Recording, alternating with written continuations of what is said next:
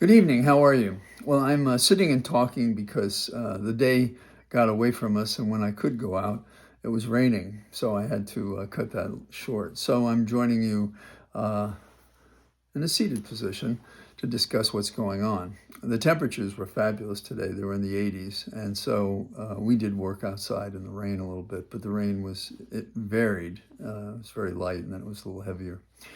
Um, what are we talking about today? There are two themes that bother me, and I'm not exactly sure how I should or can rightly address them. But they divide into two camps. It is the attack on individuals and free speech, anyone who could offer a contradiction to the megalomaniac in the West Wing, the wannabe dictator. The the theme fits both that, which is trying to suppress and terrorize people domestically, but also abroad.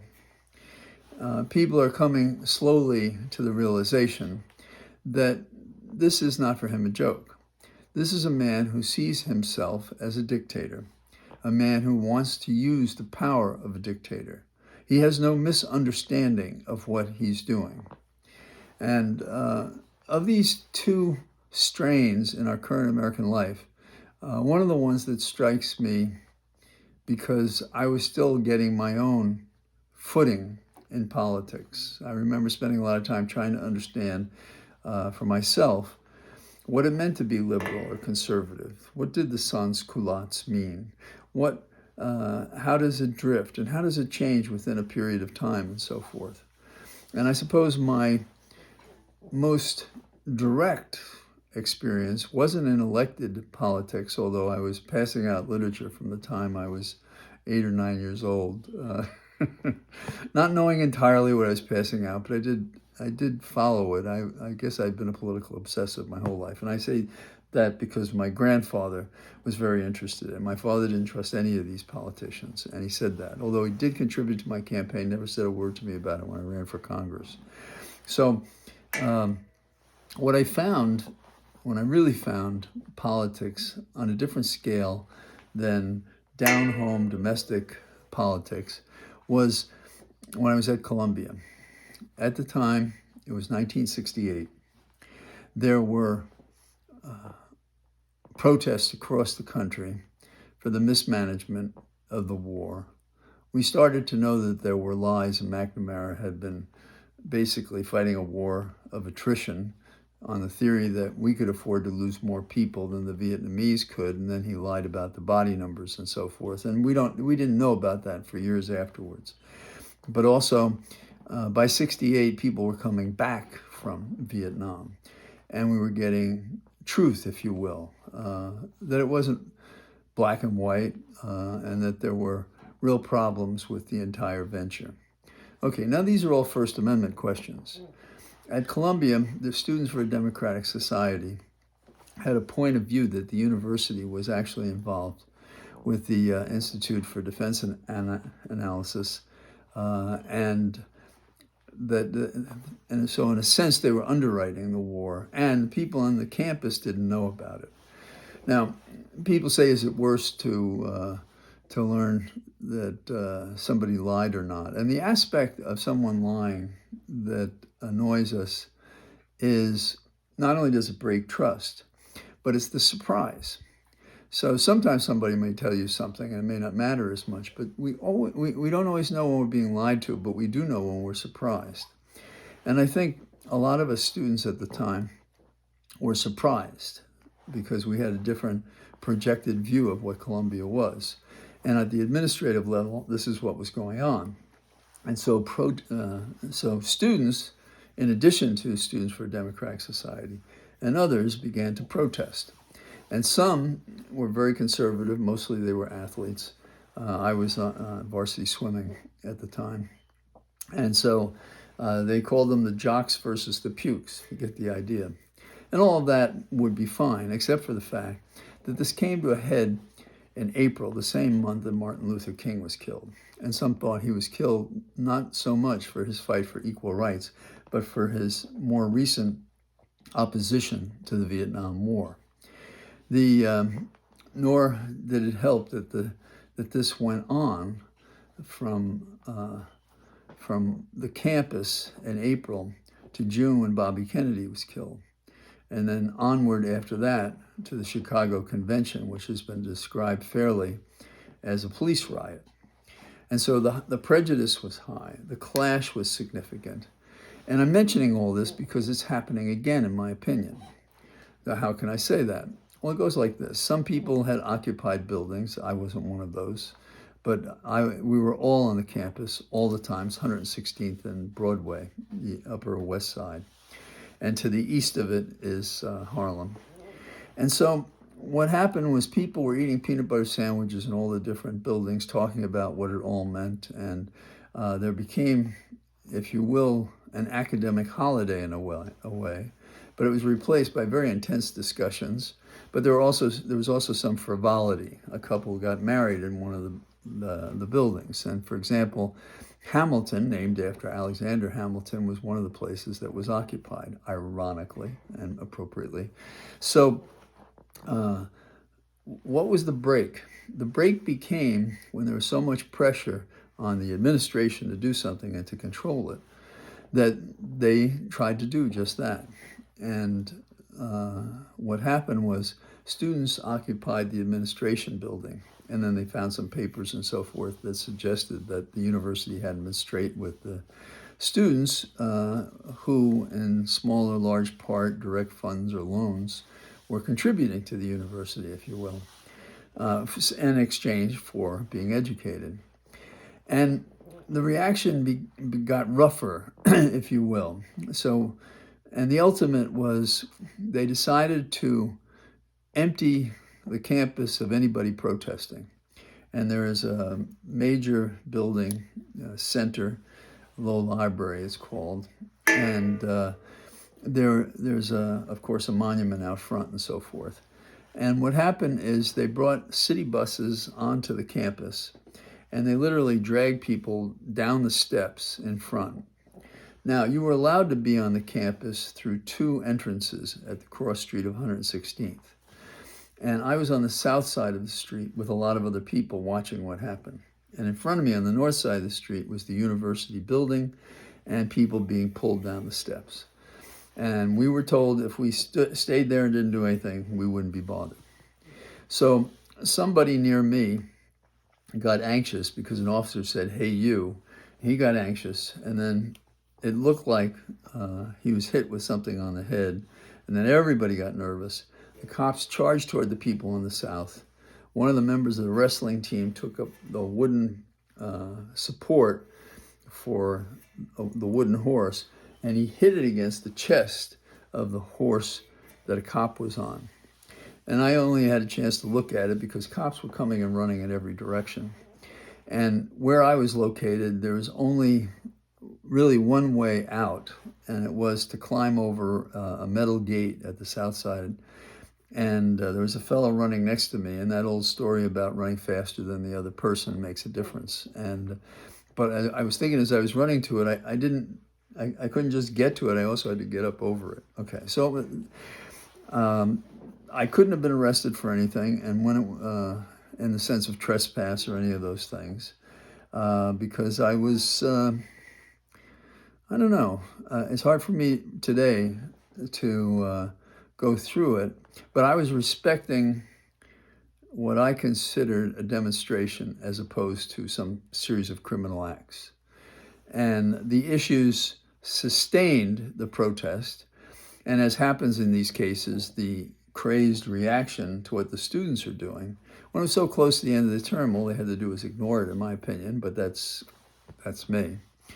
And so a bunch of people were charged with trespass, and the Ford Foundation gave a grant of funds, and I applied to be part of a study to restructure university so this wouldn't happen again. And in that process, I met professors at the law school that I knew for many years, and that was my capsule. Now, what was I upset about? The violence of the police, absolutely. The presumption that they were wrong, that was outrageous to me, because I could see and did see up close and personal people just protesting, had a different point of view. And so the question is words plus action. What do we do with that?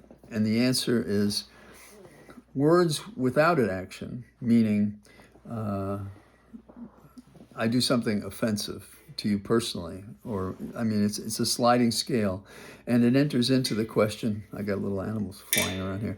It goes into the question of civil disobedience. Now, if I felt strongly enough and I had done something and somebody accused me of it being criminal, I would say, okay, I did that. It was a protest, and this is why. And the judges who saw these cases, state, Lower Manhattan, they had the same feeling. And so I don't remember if anybody had to pay anything more than having been arrested and being prosecuted for anything. I'm giving some detail because the dynamics of this, what we thought, and I joked the other evening talking about this, of a student demonstration, they considered a student riot. But if you grab a woman by the hair and you drag some younger guy down the steps and you put him onto a bus, what can you expect? And years later, when I was a federal prosecutor, I dealt with some of the officers in charge of that. And we had an interesting discussion, and I think they were basically afraid out of their wits, in part. And others were bullies. You know, how could these students with these advantages? But, you know, of the students I met, a lot of them were getting an education for the first time in their family. I was among an education in the sense of more advanced education. I was studying engineering after already having a physics degree and hoping to go to law school at Columbia, which did happen. Okay, so what does that have to do with today? My same school is being kowtowed into basically folding to Trump's bullying ways. And I'm not trying to please or displease anyone, but basically I thought both sides in the Middle East committed war crimes. And I suppose that's a lot of it. And anybody on campus who assaulted or defamed someone else, okay, these are all actionable items. And I don't know enough about that, but I do know the following, that in this instance, what they did was they came onto students at home. They got, insisted on being present and invading their individual rights and liberties and presuming that they were some sort of criminal by the nature of where they were from, whether they had a student visa, and these kinds of things. The university has been broken, in my sense, because it no longer can claim the higher ground for both disciplining as necessary and recognizing the First Amendment right. And it is the First Amendment right because it is the most important to have access to government and to have access to freedom in order to conduct the public business, to inform the public, to inform the government, and to do what's right. But we're in a state that is more bizarre than just pulling kids, I say just pulling kids off the campus, dragging them downstairs and putting them in buses. We have them being terrorized. We have them being disappeared. We have them in court, in federal court, because of federal violations. And the theme throughout all of this is we can't have them talk like this. Okay, so that takes us back to John Adams and the Alien and Sedition Acts. And that's a big concern, and that's a big problem. So we have one line, and there are many other examples of this suppressing of the thinking and protest of individual Americans against practices that defy and contradict what our individual rights are and what is right conduct. And we're being conditioned to accept this brutal behavior of those who disagree with the administration because in the lineup, we're next. And that's not acceptable in America. And the courts have taken a big swing at it. And this is kind of the domestic picture. What is the picture outside of America? Well, the picture outside of America is we have a president attacking NATO. We have a president who is attacking Canada. We have a president who's attacking Greenland, talking about the Panama Canal, not as much as the other things.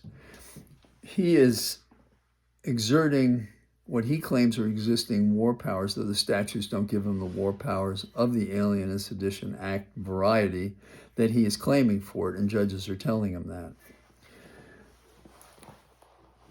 I can't say this often enough, and forgive me for repeating it to us, because we seem to be traveling in the same direction and appreciating the same public acts as dangerous. When I spoke the other evening, I said we cannot lose the immediacy of now when Trump is still trying to get enough elevation to pull this off. In other words, the midterm elections are important, but they're not important now, because what's important now is very dangerous stuff. What are the encouraging signs? The encouraging signs are the courts, the judges holding the line, number one. Number two, the threats on the Hill, for example, to impeach judges. One, I don't think it would be popular. Two, it won't be effective, because as you know from the past, and I have participated in one impeachment hearing of Clinton on the Hill, defending against it, and another one commenting on it involving Trump. In fact, twice we have him being impeached.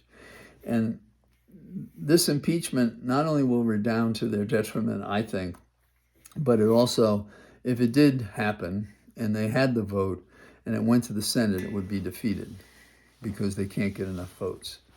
And as much as I am critical of Schumer now, I don't believe he would do that, but I'm hoping instead the leadership will be changed, because this is not acceptable. This is no time to have a leader that's beholden to Wall Street if Wall Street does not have a conscience. This is the talk here. Now, what else do we have? It's at home and offshore.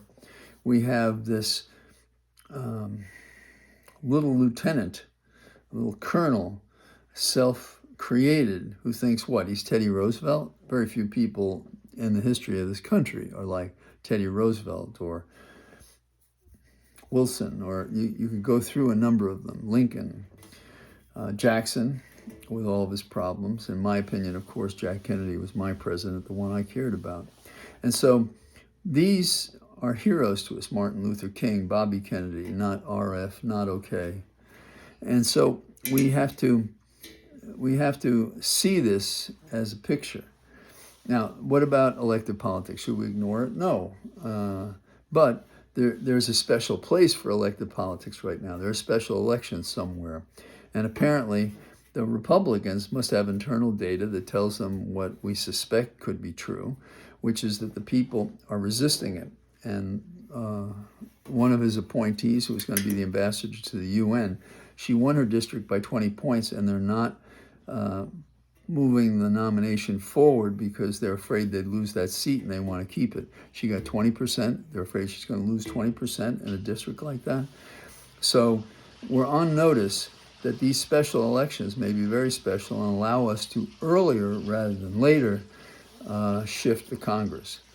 But what we have to do is look up and support those offshore who get it, meaning Greenland is not going to succumb to the bully. I don't believe Canada will either. I don't believe Denmark will. I don't believe NATO will. And so when you consider the comparison between Hitler and Trump, Hitler laid out a plan that extended over years. Trump believes, rightly from his perspective, that this has to happen now and has to happen quickly. That's an advantage to us if we keep fighting it, if we keep surviving it. And I believe, and I've had this discussion with others that I call pessimists, it's easy to be afraid of something. And when we're talking about a force, and a force against us, and what's best for us. And so we have to keep that in mind, but we have to realize that we don't have any choice. There's nowhere to hide. No innocent bystanders, I've been saying. Others, I think, have been saying it too. No innocent bystanders. Because you can't. All of us are affected. And I've made reference before to James Baldwin. He was a brilliant poet from Harlem. He read every book there. And he left America for a while to go and live in Paris because he was afraid that the color of his skin was going to result in his death. And he came back. And his message, which I thought was honed more agreeably to facts anyone could understand, was, you see this face, you see the color of this face, everything else that I want is the same thing you want. The colors of our face shouldn't make any difference in that equation. We do have a truth and a message. And in the smallest of ways, we have to say it. And it can't, and I've repeated this and I believe it, and I know some people are doing it. A phone call that you're screwing up and you're not defending the Constitution and you're not protecting our judges and you're letting this guy run away with our nation and destroying it and all the things that protect us as well as the security of our nation as a republic. That's it. If you can contribute to the ACLU, if you can contribute to other groups, great. If you can talk to friends, because we're at a point where we can have a momentum to go forward and make a difference. And that's what we have to do. So I may have said this before, I'll say it now because I have a feeling that it engages even those who are concerned about what can I possibly do.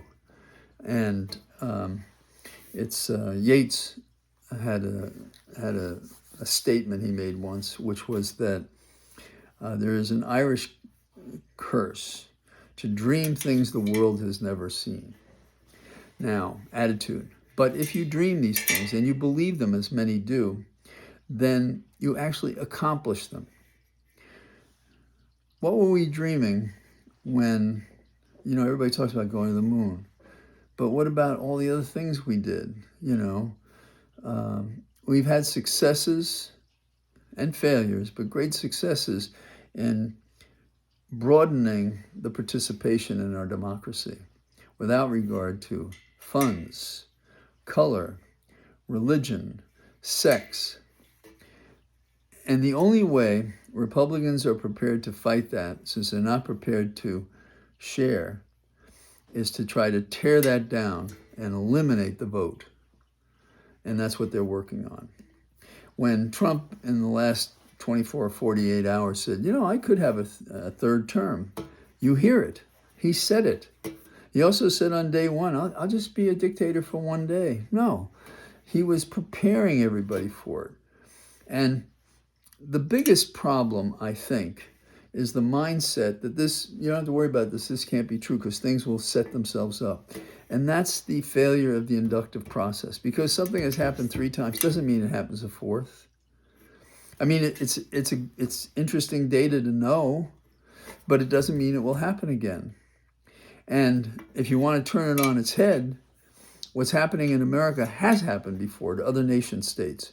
And other nation states where people did the wrong things that helped them lose their democracy. And you can go back to Greece, and you can go to Rome, and you can go to what happened in Europe. You can go to when they got rid of all the monarchists, you can do all of these things. And then when they got rid of the monarchists bad, say in France, then there was a resistance, a conservative resistance, thus Napoleon. So what we're doing is not unusual. Democracies have a certain weakness because they're open and they give you an opportunity.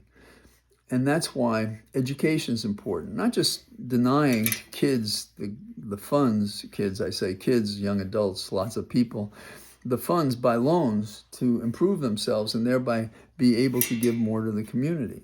Thomas Jefferson said, a nation that expects to be ignorant and free expects what never was and never will be.